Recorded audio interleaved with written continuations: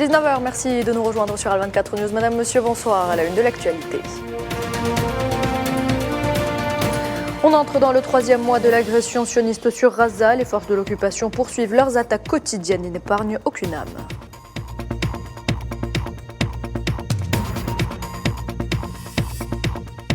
L'agression sioniste a un impact catastrophique sur la santé, selon le patron de l'OMS, qui l'a déclaré à l'ouverture d'une session extraordinaire du Conseil exécutif de l'organisation consacrée à l'examen des conséquences de cette agression.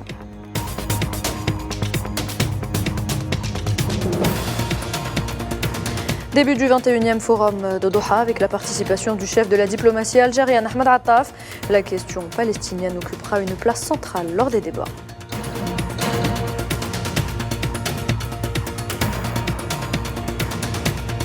Et puis présidentielle en Égypte, 67 millions d'électeurs sont appelés aux urnes durant 3 jours pour décider qui de Abdel Fattah al-Sisi ou des 3 autres candidats briguera la présidence.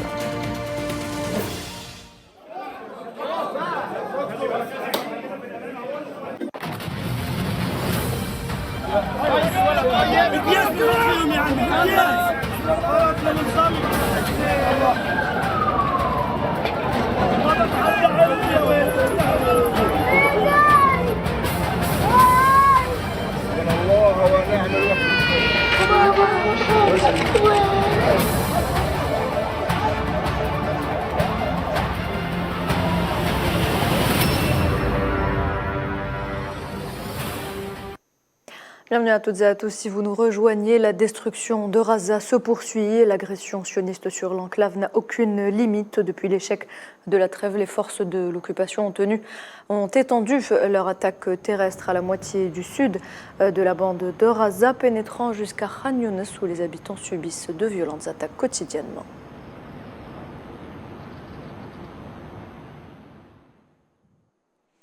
Khan Younes, où les recherches d'éventuels survivants se poursuivent dans les débris d'un bâtiment du centre de la ville après qu'il ait été touché par un bombardement.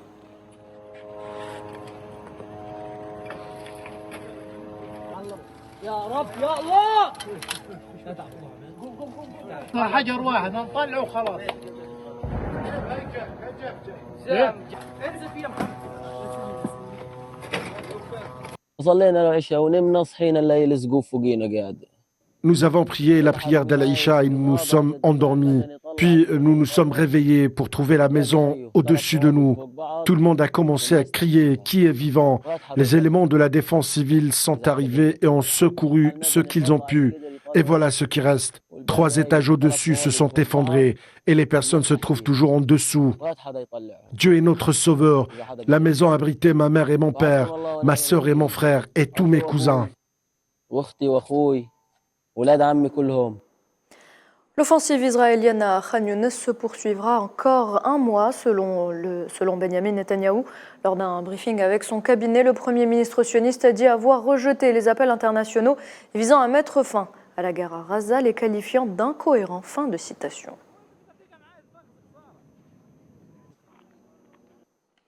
L'agression sioniste a un impact catastrophique, nous le disions, sur la santé, selon le patron de l'OMS. Il s'exprimait à l'ouverture d'une session extraordinaire du Conseil exécutif de l'organisation consacrée à l'examen des conséquences de cette agression. Il a également souligné que le personnel de santé accomplit des tâches impossibles dans des conditions difficiles. But it's stating the obvious to say that the impact of the conflict on health is catastrophic. C'est une évidence de dire que l'impact du conflit sur la santé est catastrophique. Plus de 17 000 personnes seraient mortes à Gaza, dont 7 000 enfants. Et nous ne savons pas combien sont ensevelis sous les décombres de leurs maisons. Plus de 46 000 blessés ont été signalés. 1,9 million de personnes ont été déplacées, soit la quasi-totalité de la population de la bande de Gaza et qui cherche un abri partout où elle peut le trouver. Mais personne n'est en sécurité dans l'enclave. And are looking for shelter anywhere they can find it. But nowhere and no one. Ce qui est effrayant selon le patron de l'OMS, c'est le risque très élevé de maladies et de pandémies. Mais les signes font craindre le pire. There are worrying signals of epidemic diseases, including bloody diarrhea. Il y a des signes inquiétants d'épidémie à des niveaux élevés, notamment de diarrhée aiguë et de jaunisse. Les infections respiratoires ont également été signalées. Le risque devrait s'aggraver avec la détérioration de la situation et l'approche des conditions hivernales. Le système de santé de Gaza est à genoux et s'effondre. Seuls 14 hôpitaux sur les 36 d'origine sont même partiellement fonctionnels. Only 14 hospitals out of the original 36 are even partially functional. Toujours selon le patron de l'OMS, le système de santé doit soulever un énorme fardeau en raison du nombre de victimes. Health needs have increased dramatically. À Gaza, la tendance, son nombre de décès continue d'augmenter, imposant un énorme fardeau à un système de santé déjà affaibli. La plus grande proportion de décès enregistrés concernerait les enfants à 45% et les femmes 30%. Save the Children a signalé fin octobre que le nombre d'enfants tués au cours des 3 semaines suivantes le 7 octobre dépassait le nombre annuel d'enfants tués dans les zones de conflit depuis 2019. Depuis le 30 novembre, il y a eu une forte augmentation du nombre total de décès quotidiens. Et c'est un autre jour de deuil à Khan Younes. Larmes, tristesse et colère sont devenus le quotidien des Palestiniens. Plusieurs dizaines de civils ont été tués et d'autres blessés.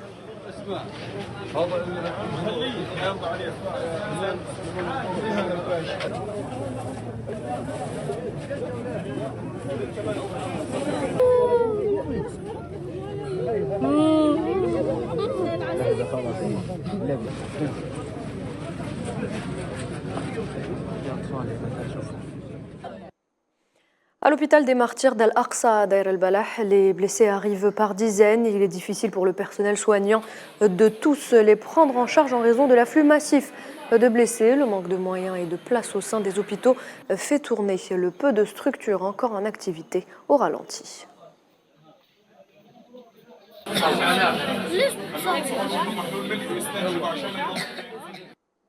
Et le nombre croissant de blessés dans le sud met les hôpitaux sous une pression extrême. La situation humanitaire critique nécessite une réponse urgente pour faire face à l'afflux de patients et garantir des soins adéquats. On fait le point de la situation avec Mohamed Ali Ben Chaban. Débordés par l'afflux de blessés, les hôpitaux du Sud font face à une pression extrême à la suite des récentes attaques sionistes sur la bande de Gaza. Les témoignages sur le terrain décrivent des scènes chaotiques dans les hôpitaux où les capacités d'accueil des établissements de santé sont limitées. L'hôpital Nasser et tous les autres hôpitaux de la bande de Gaza sont surpeuplés depuis le début du dernier conflit, alors que l'armée israélienne poursuit ses bombardements intensifs, causant d'énormes pertes civiles. Les lits de tous les départements sont remplis de patients. Certains patients sont obligés d'être déplacés dans les couloirs de l'hôpital. Certains allongés dans les lits, d'autres à même le sol. Le personnel médical a continué à travailler sous une forte pression psychologique. Certains d'entre eux n'ont pas quitté l'hôpital pendant 60 jours, aidant les patients et contribuant à la société. Beaucoup d'entre eux ont laissé leur famille et tout derrière eux pour travailler pour les patients et pour l'hôpital. Les salles d'urgence et de soins sont remplies et atteignent leur capacité maximale. Les ressources médicales sont de plus en plus rares, créant une pénurie drastique. Le personnel médical lutte sans relâche pour fournir des soins adéquats aux blessés. Les médicaments dont j'ai besoin sont introuvables dans la bande de Gaza. Les médicaments sont très rares aujourd'hui, presque inexistants. J'ai désespérément besoin de médicaments. Si je ne parviens pas à les obtenir, je pourrais mourir. J'appelle tous les pays à nous aider. J'appelle l'Organisation mondiale de la santé à nous aider. J'appelle l'Égypte à ouvrir davantage des postes frontaliers, car moi-même et d'autres patients avons besoin d'un traitement médical et les médicaments sont très rares actuellement. La communauté internationale suit de près l'évolution de la situation et appelle à cesser le feu immédiat, tout en manifestant l'inquiétude sur l'impact du génocide sur le système de santé qui est confronté à une rude épreuve. Et face à cette situation chaotique, le porte-parole de l'UNICEF a reproché au monde de ne pas ouvrir les frontières aux Razaouis dans une vidéo prise alors qu'il marchait à proximité des évacués de Raza, comparant la situation avec celle des réfugiés en Ukraine. Regardez. J'étais en Ukraine lorsque des familles comme celle-ci ont été contraintes de fuir et le monde leur a ouvert son cœur. Je ne comprends pas maintenant pourquoi le monde a fermé les yeux. Et face à la recrudescence des attaques de l'occupant, la résistance palestinienne se défend et publie, vous allez le voir à l'image, une vidéo montrant une riposte contre les forces sionistes.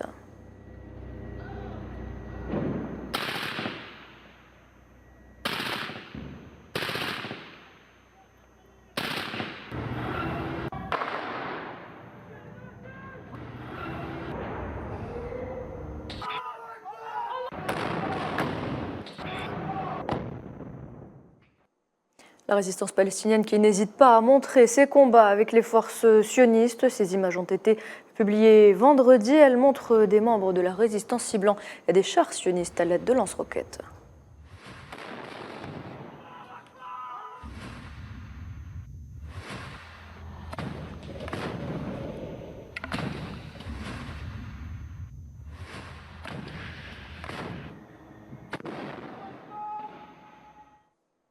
Le Conseil de sécurité de l'ONU est paralysé par des divisions géostratégiques qui compromettent sa capacité à trouver des solutions au conflit, déclare Antonio Guterres, le secrétaire général des Nations Unies, s'exprimait à l'ouverture de la 21e édition du Forum de Doha. Il a dit regretter que le Conseil de sécurité n'ait pas voté en faveur d'un cessez-le-feu à Gaza.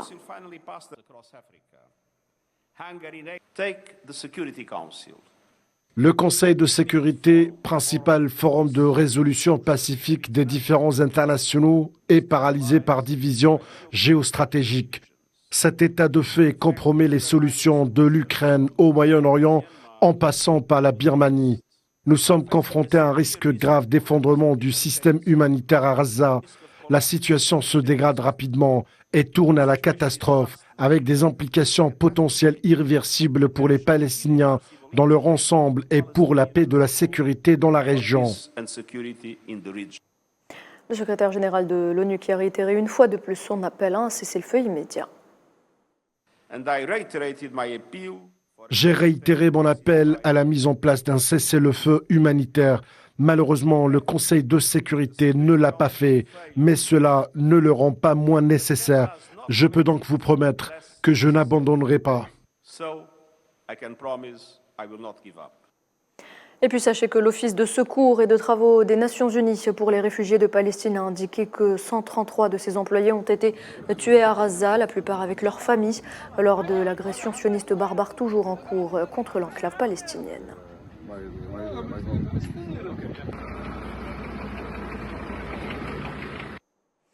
Libéré samedi, un groupe de détenus au prix des soldats sionistes a parlé à la société de presse. Il a déclaré qu'il avait été évacué d'un bâtiment situé dans le quartier d'El Shoujaïa, dans la ville de Gaza, théâtre d'intenses combats ces derniers jours. Les détails avec Amel Amaziane Sitouni.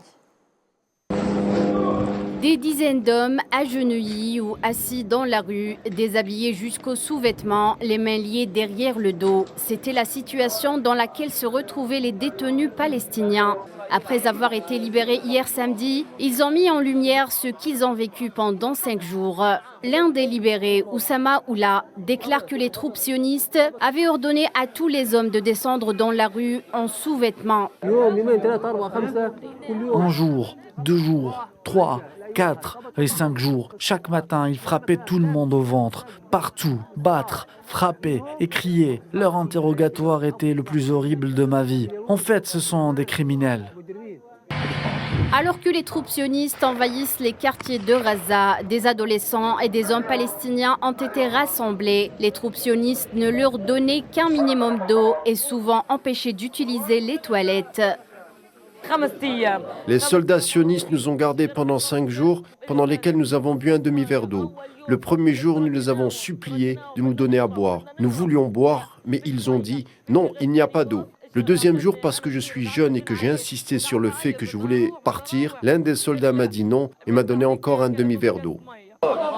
Un autre détenu, Nimir Abouras, a déclaré que les soldats sionistes les ont attrapés comme on attrape des animaux et les ont traînés sur un sol rocheux et sablonneux.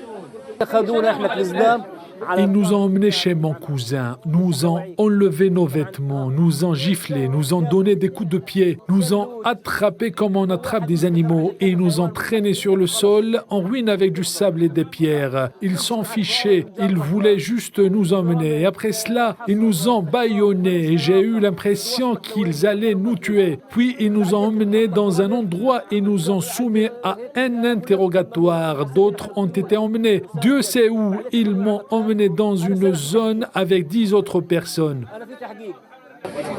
L'armée sioniste n'a fait aucun commentaire dans l'immédiat lorsqu'elle a été interrogée sur ces faits. Un porte-parole de l'entité sioniste a déclaré vendredi que les personnes arrêtées seraient interrogées pour déterminer si elles avaient des liens avec des militants de la résistance palestinienne.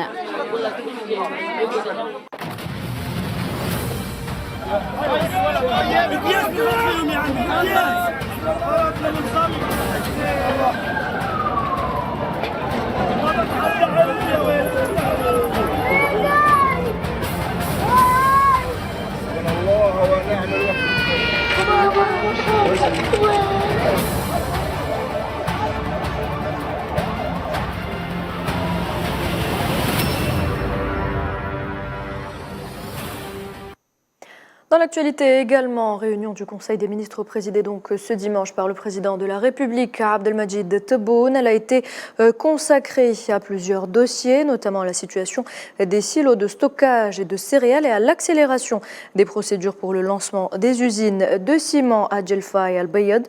Il a également été question lors de cette réunion du suivi des 2 projets de réalisation de la ville médiatique Dzahir Media City et de la ligne ferroviaire minière Bachar Tindouf Garage Billet. Le chef de la diplomatie algérienne Ahmed Attaf participe aux travaux de la 21e édition du Forum de Doha, représentant personnel du président Abdelmajid Tebboune. Le forum se tient sous le slogan « Construire un avenir commun ». Les discussions de cette première journée ont porté sur la question des territoires palestiniens dans le contexte actuel, une étape qui dicte la nécessité d'intensifier la pression afin de contraindre le Conseil de sécurité des Nations Unies et d'autres instances internationales à assumer leur entière responsabilité, de mettre fin à cette agression, de tenir l'occupation pour entière responsable de ces crimes. Le chef de la diplomatie algérienne a par ailleurs eu des entretiens bilatéraux.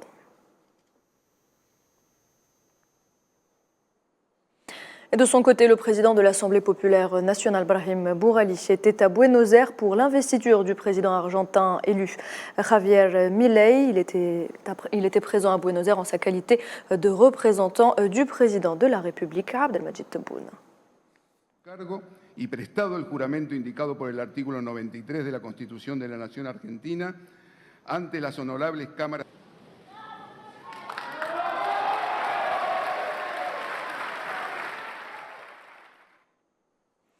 La capitale nigériane Abuja accueille ce dimanche la 64e session ordinaire des dirigeants de la communauté économique des États d'Afrique de l'Ouest pour faire le point sur la situation des 3 pays en transition, à savoir le Mali, le Burkina Faso et la Guinée, tous suspendus de l'organisation, mais également sur la situation du Niger qui est sous sanction depuis le renversement du président Mohamed Bazoum. La CEDEAO continue néanmoins de privilégier la voie diplomatique et le recours aux sanctions. Et en marge de la COP28 qui se tient à Dubaï, la Banque africaine de développement cherche à relever une série de défis climatiques auxquels l'Afrique est confrontée, notamment l'accès à l'énergie et les infrastructures vertes. C'est ce qu'a souligné Kevin Kariuki, vice-président de la BAD chargé de l'électricité, de l'énergie, du climat et de la croissance verte dans une interview accordée à la chaîne de télévision chinoise CGTN.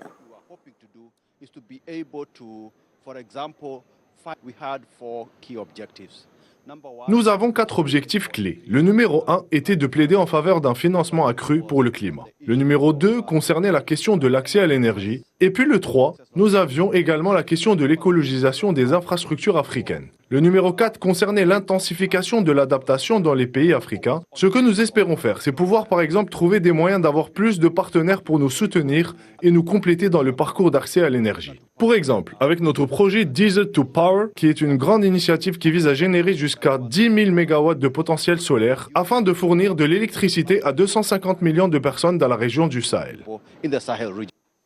Présidentielle en Égypte, nous le disions en titre, 67 millions d'électeurs sont appelés aux urnes durant 3 jours pour décider qui de Abdel Fattah al-Sisi ou des 3 autres candidats briguera la présidence. Hormis le président sortant, les 3 autres candidats en lice sont Farid Zahran, à la tête du parti égyptien démocratique et social, Abdessanad Yamama du Wafd, parti centenaire mais désormais marginal, et Hazem Omar du parti populaire républicain. Les résultats officiels seront annoncés le 18 décembre.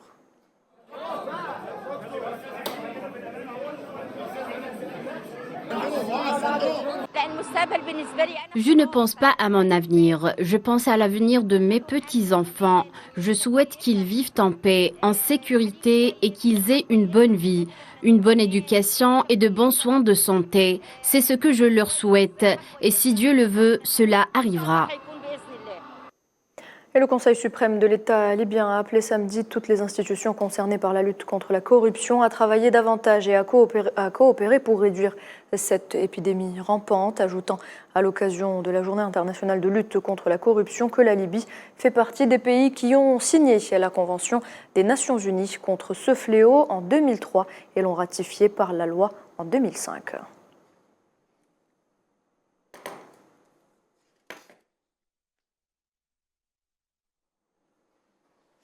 Et de retour en Côte d'Ivoire, l'ancien patron du Crédit Suisse se voit déjà à la tête de l'opposition. Tidjane Thiam a appelé samedi devant des milliers de militants à l'unité au sein du premier parti de l'opposition du pays dont il brigue la présidence dans une semaine avec la présidentielle de 2025 en ligne de mire.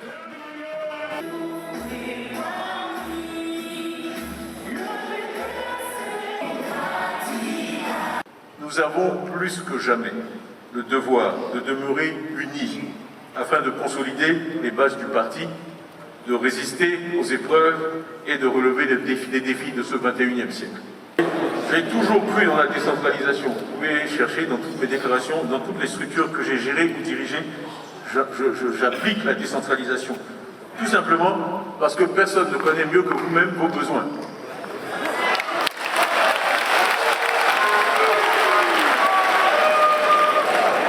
Je veux donc redonner de l'autonomie et du pouvoir. De l'autonomie et de pouvoir, l'un sans l'autre n'est rien. De l'autonomie et du pouvoir à la base, c'est une condition du succès. Espoir football, avant de clore cette édition, le représentant algérien en Coupe de la Confédération africaine, l'USM Alger, affronte son homologue égyptien, le futur FC, ce soir à partir de 20h au stade du 5 juillet. Un match comptant pour la 3e journée de la phase de poule du groupe A. Objectif pour les Rouges et Noirs, gagner pour assurer dès maintenant sa qualification en quart de finale. Je vous propose d'écouter les entraîneurs des 2 équipes sur la rencontre de ce soir. C'est un match très important pour nous, pour la compétition internationale. C'est clair que c'est un match important pour conseguir la qualification. C'est joué contre une grande équipe. Nous connaissons très bien la grande qualité de l'adversaire, de Future. Alors, le match de venir de la saison, avoir cette unité et que le public, quand vient à stade, ils sont fiers de l'équipe, ils sont fiers des joueurs. Ça, c'est très important. Alors, nous devons jouer un match avec grande application tactique, avec grande concentration, une mentalité très forte. Et comme ça, je pense que nous pouvons conseguir notre objectif. Nous allons jouer contre une équipe très forte, Ousmane. Et nous avons préparé le match, comme tu dis, avec tout le professionnalisme et toute la concentration et le connaissement de tous les matchs. C'est un jeu avec beaucoup de pression pour nous et beaucoup de pression pour Ousmane. Vous avez compris? C'est comme ça. C'est un groupe très difficile, mais 12 équipes, ils vont passer à qualifier. Et voilà, c'est la fin de cette édition. Merci de l'avoir suivi. Très bonne soirée et à demain.